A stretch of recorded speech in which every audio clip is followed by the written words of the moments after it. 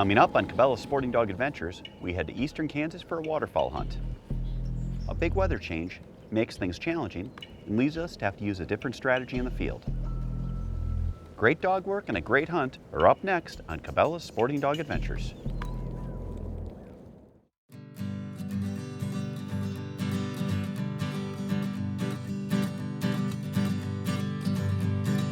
Hey, pretty mama, go and grab the scatter gun.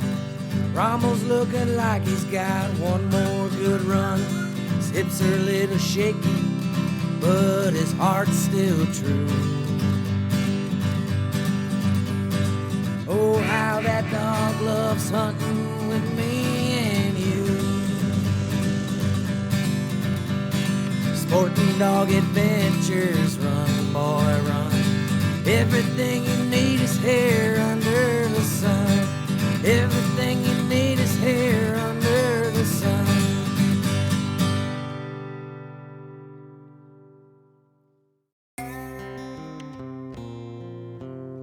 We set up our hunt in Kansas with a group of friends that had several options for us to hunt near Kansas City.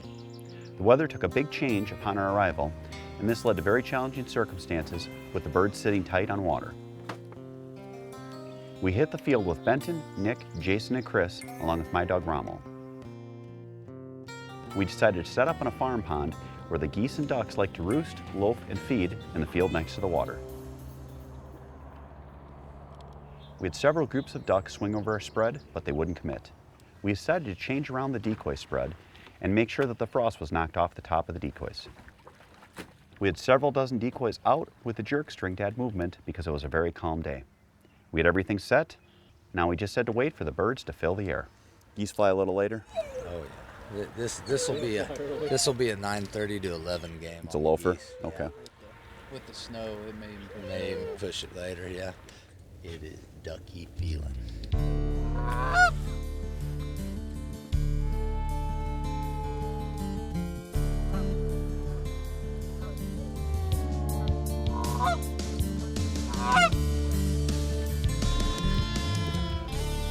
The hunt was a tad slow to begin with, but we kept making adjustments to our decoy spread.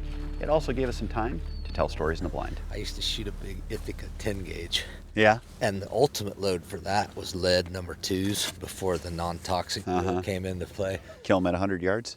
My dad, I guarantee he's killed them at 75. Yeah. And killing them, not just cracking a wing.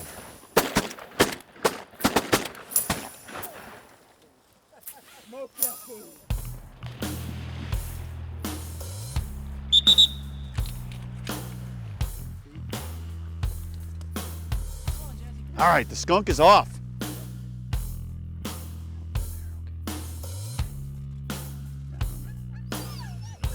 Get him.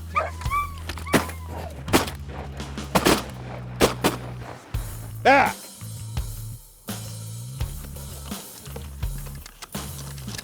Okay, something's going down right here. Past it.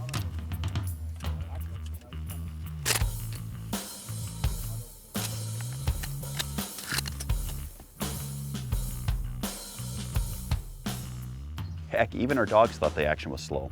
There were several times they tried to tag team birds together. She's like, I'm just helping him. Eastern Kansas, we're in Kansas City. We're in a little farm pond right now, and man, that was neat. They came in hard, dogs work great. We now have 4 geese and 2 ducks. Oh, we've been sitting all day. Hopefully the birds are gonna start moving, coming back to roost. Kind of had a weird morning. We got snow, and it just screwed the birds up. They went out to feed late, from what we can tell, and they've been out all day. And now we're getting toward the end of the day. We don't know if we're gonna hit them when they come back. Hopefully they'll come in like that guy, or we might just pack it in and shoot for tomorrow. I hope you guys are enjoying this part of the show. Stay tuned for more high-flying adventures after this. Cabela's Sporting Dog Adventures is brought to you by Cabela's, Heavy Shot, High Vis, Kansas Department of Wildlife, Parks and Tourism, Big Dog Mowers, Conquest Scents, Hato's Game Calls, Headwater Seat Covers, Liberty Safe, Mech Shooting Sports, Mobile Strong, Pheasants Forever, Real Tree Dog Food, Vanishing Paradise, Tactican, and Soggy Acres Retrievers. This training tip is brought to you by these fine sponsors.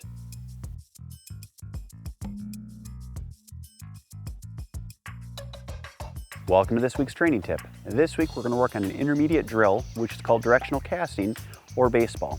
This is a drill that you're going to use to start getting your dog ready for blind retrieves. We're going to be working today with my dog Pickett. We're going to be setting up this baseball drill. It's called baseball because in essence the dog's going to sit in the pitcher's mound. We're going to be at home plate and we're going to throw bumpers to first, second, and third base, sending him there with our hand signals. It's a great drill to do with your dog and a lot of fun for him. The first base we're going to teach is second base, which is also our back command. We're going to give the dog left and right backs so that they spin in the corresponding directions. We want them to do this so that in the field, if there's something we want them to go around, we can turn them in the direction that will lead them past the debris or the area that they need to avoid. Next, we're going to teach our over command to first base. This is where we're going to have our dog on our pitcher's mound. We're going to throw it to first base and then give them an over-exaggerated over command by putting our hand out and taking several steps toward it. Here, good boy. And finally, we're going to teach third base. This is where we're going to throw it to my left to third base, give our exaggerated steps with our over command, our hand toward third base. Attaboy, good dog, here, and have the dog run to that base. I like to have the dog do this drill for at least 1 to 2 weeks and do about 5 retrieves to each base during a session at minimum. And finally, as we get more advanced, we're going to go to different bases at different times and really make a fun game out of this for the dog. That's this week's training tip. Now back to the hunt.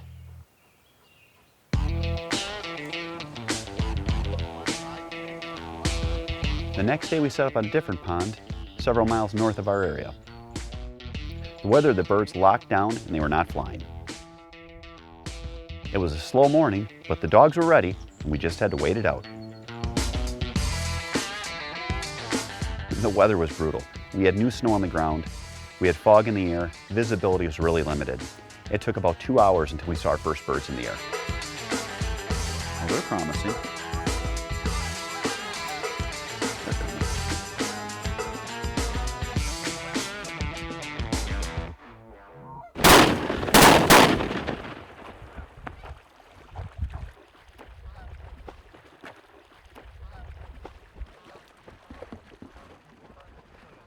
What ensued after we had the birds down was a little chaotic. Rommel had about 8 decoys around him. We had to get him untangled. And then we had birds out with lots of life in them, swimming, diving, and making for some long retrieves for the dogs. Come on, buddy.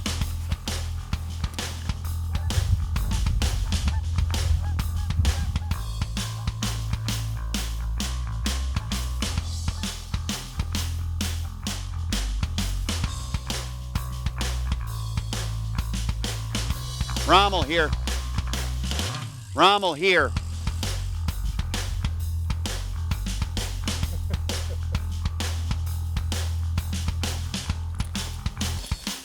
It was great watching the dogs perform, doing what they were bred to do. When the birds would dive, the dogs would patrol in circles until they resurfaced.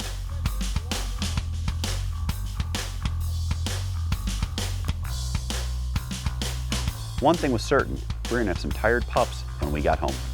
There you go.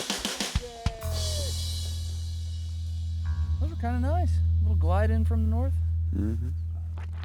And now let's head to the puppy kennel and get an update on Micah and her litter. Brought to you by Phytovite. Welcome to the Whelping Box. We are back with Micah's puppies, and as you can see, they are getting quite large. This week's big news is they are transitioning to solid food. Whereas earlier, of course, they were nursing from Micah. We are now switching them over to a solid diet of puppy food mixed with a little bit of a vitamin supplement. In order to keep these guys going, Micah was drinking up to 25 quarts of water a day.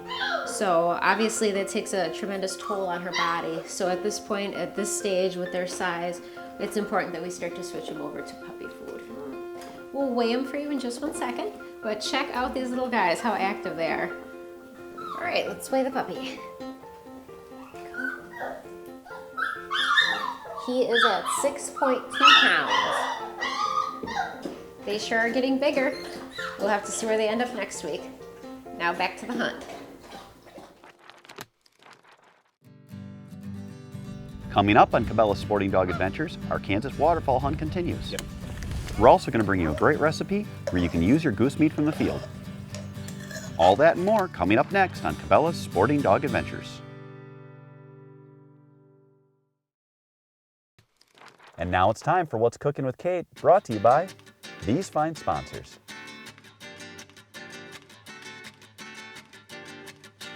Welcome to What's Cooking with Kate.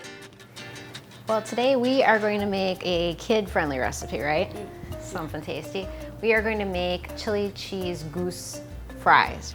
Because everybody's always looking for things to use up their extra goose, especially if you're a waterfowler. And we just have ground goose, that's all it is, nothing fancy. I don't have a lot here. We're just cooking for us, so if you're cooking for a much larger group, go ahead and make up however much you want to make your, basically your chili product. All right. Okay, so it's starting to brown up a little bit. So at this point, we're just gonna add some seasonings. And you can add whatever you want. Obviously, keeping your demographic in mind. These are kids, so I'm not adding a whole lot of anything very spicy. We had some black pepper, just the regular kind. It's not even the coarse. Roasted garlic, a little bit of that, some paprika. If you like a smoked flavor, use a smoked paprika as an option. Again, these are children, they're probably not gonna wanna eat smoked paprika. Just a little bit of salt and just a little bit of parsley. So how long do I cook this for? We're just gonna cook it till it's brown, and actually we're pretty close there. There's a little pink in there yet, so we'll just give it a little more time, just flip it around in the pan a little bit more. So what we decided to do is kind of speed things up, and I actually bought a commercially prepared chili sauce that we're just gonna incorporate the meat that you just made into. You can certainly make your own sauce with the tomato or the maple in the crock pot, whatever suits you, but I think for our demographic here, we're gonna go ahead and use the pre-prepared product and just use our own meat to obviously give it some better flavor and some zest. And we're just gonna stir it up just a little bit. This one has some nice beans in there, so there's a little more texture and flavor. So then all that's left to do at this point is throw some fries in here, throw some chili on top, add a little cheese, and then we're gonna microwave it so it all mushes together. Give it a taste. Is it good? Mm-hmm. And that's it. That's how easy it is to make a chili cheese fry using your extra goose meat. And it's pretty tasty, isn't it? Yeah. Now back to the hunt.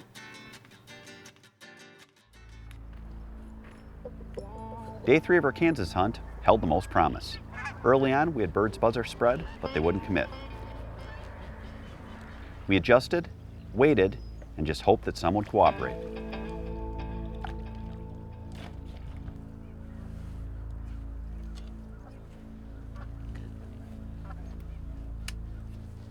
Get him.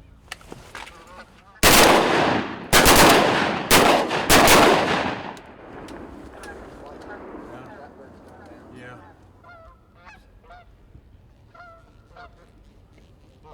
Take him.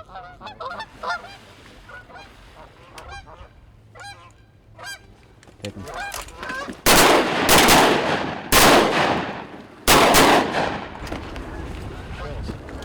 The next part of the hunt was fun.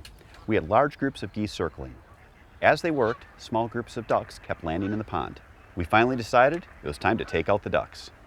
They're all greenheads too. Get them. Go. Oh, get up!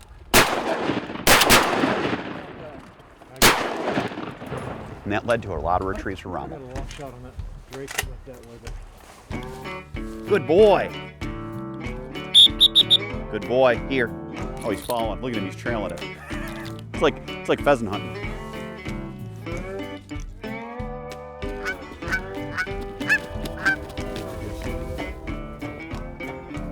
That is neat. We almost lost that bird. Here. That's why you have a good dog. Right there. And now it's time for this week's Conservation Corner, brought to you by Vanishing Paradise.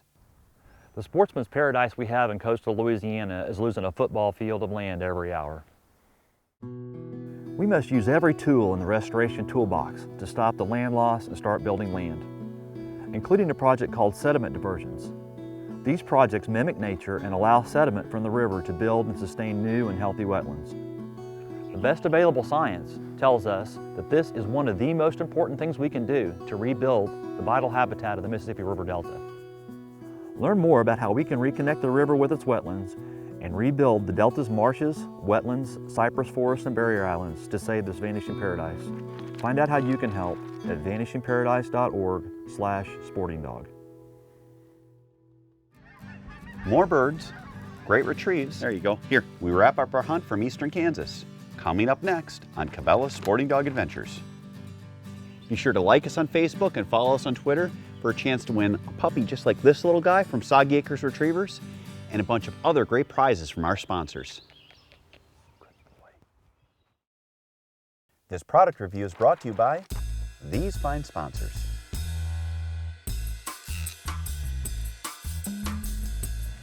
Hey, welcome to this week's product review. This week, we're at Mech Shooting Sports in Mayville, Wisconsin. Sean, we've had you out on a hunt. We've also worked with some of your different product lines with my kids. Tell us, what does Mech Shooting Sports offer? Mech Shooting Sports offers a full line of products for your loading needs, all the way from a single stage all the way to a progressive, and we've been around since 1955. And you've recently expanded and you added a new product line. Correct. 2 years ago, this last June, we incorporated the clay target machines.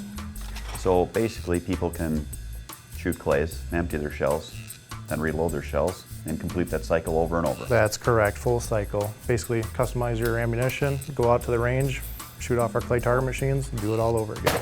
And I know the nice part for us is you gave us one of the clay throwers down at the house, so it's going to help me get the kids more ready for hunting all over the country on the show. Right, and you're doing the wildlife justice. You're having a clean harvest. And I know the dogs really appreciate it too. We don't want to let the dogs down. That's this week's product review from Mayville, Wisconsin, my home state of Wisconsin. Great line of products. Check them out at mechshootingsports.com. We're on a loafing pond where these geese stay on a roost pond. They typically go out to eat. So they feed for 45 minutes to an hour and a half depending, and then they get up and they're just kind of flying around and looking for a spot to rest. Yeah. Well, you were talking about birds losing altitude, and sometimes when you hunt in big timber, how the ducks will almost touch their wings and just do this number. Well, geese are a little different. They can do it, but they're such a bigger bird, they tend to maple leaf, where a duck, maple leafs maybe, but their wings stay cupped like that. And so it's just kind of fun to watch them lose the altitude in the wind and commit right to the spread you put out. Don't. You on a button?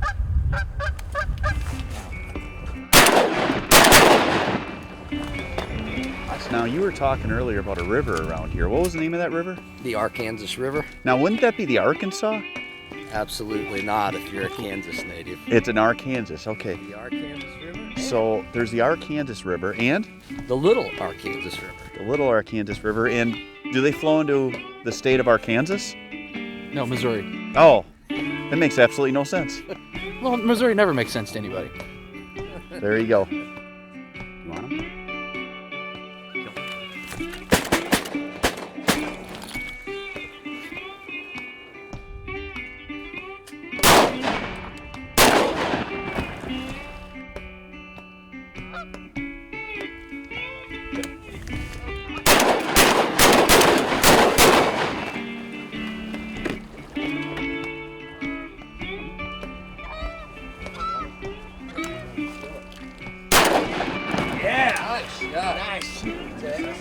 That's why we shoot heavy shots. There you go. Heavy shot smack down. Good boy. Here.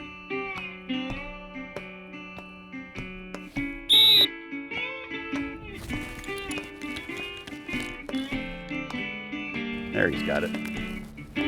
They get ADD when that many birds are down sometimes. Good boy. Here. Atta boy. Good dog. We didn't have any huge groups work, but we had lots of small to moderate groups that gave us plenty of action. Oh yeah. You on him? Get him. Well, you like to do it. Nah, he ain't going anywhere.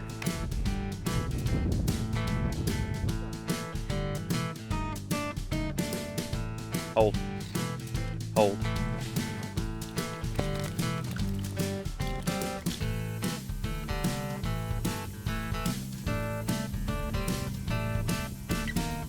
in your face. There you go. Here, come on, hold it. Come on, hold it. Good boy. They're coming in tight, they're coming in hard. You don't see a lot of goose hunts on water. I honestly have not done many, and this is a lot of fun. You gotta try it. Find a loafing pond, get out. You can get there in the morning, get a couple of ducks, but you get out and about 10 o'clock, it really starts to pick up. Hope you guys enjoyed this week's show. Stay tuned for next week's High Flying Adventures. Next week on Cabela's Sporting Dog Adventures, we head back to Montana for a mule deer hunt with good friend Kevin Turner. We'll bring you big deer from Big Sky Country as we hit the field in the quest for a trophy mule deer next week on Cabela's Sporting Dog Adventures. Closed captioning provided by Hadel's Game Calls. Why should you get a puppy from Sog Acres Retrievers? Because they're great hunters in the field. Sog Acres puppies have great temperaments and they'll also become your best friend. And the number one reason, they're cutie pies. We offer a full line of products, be able to, oh my God. Fall apart. Sporting Dog Adventures, run boy run. Everything you need is here under the sun. Hey,